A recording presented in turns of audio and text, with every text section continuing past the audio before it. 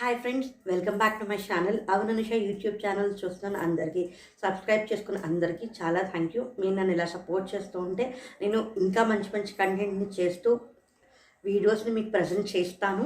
నా వీడియోస్, నా కంటెంట్ మీకు నచ్చుతున్నాయని అనుకుంటున్నాను. మీరు కనుక ఫస్ట్ టైం నా ఛానల్ చూస్తున్నట్టయితే కనుక సబ్స్క్రైబ్ చేసుకొని నోటిఫికేషన్ కోసం బెల్ ఐకాన్ ప్రెస్ చేయండి. సండే రోజున నేను యూట్యూబ్ ట్యూటోరియల్స్ చెప్తానని చెప్పాను కదా, దాని భాగంగానే ఇవాళ ఏం చేస్తే మన రెవెన్యూ పెరుగుతుంది, అంటే రెవెన్యూ పెంచుకోవడానికి ఏం చెయ్యాలి, ఎలా చేయాలి, ఏంటి అనేది పూర్తిగా నేను ఈ వీడియోలో చెప్తాను. కాబట్టి వీడియో చివరి దాకా చూడండి. మానిటైజేషన్ అవ్వాలి. మనకి యూట్యూబ్ నుంచి చాలా రకాలుగా డబ్బులు వస్తాయి, కానీ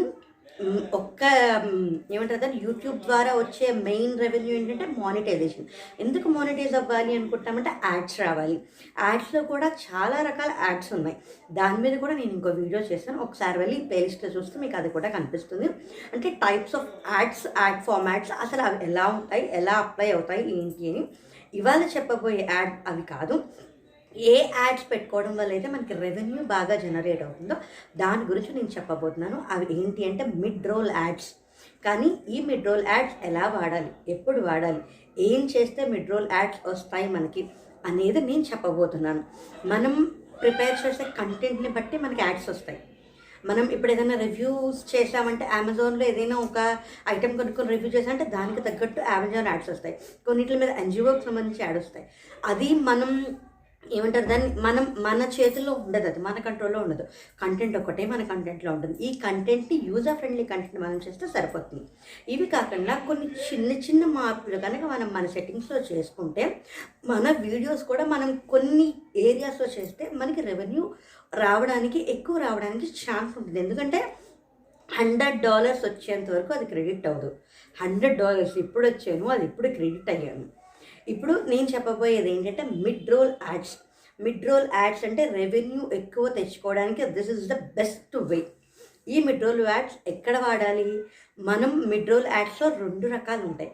ఒకటి ప్రీ రోల్ యాడ్స్, ఇంకోటి మిడ్ రోల్ యాడ్స్.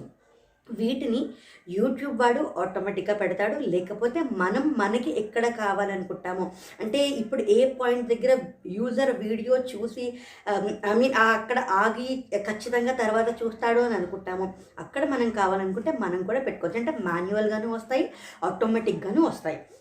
ఈ స్కిప్ చేయడానికి ఛాన్స్ ఉండదు. అంటే ఇప్పుడు మామూలుగా skip ads, non skippable ads ఉంటాయి, అలాగే ఓవర్లే యాడ్స్ ఉంటాయి, బంపర్ యాడ్స్ ఉంటాయి.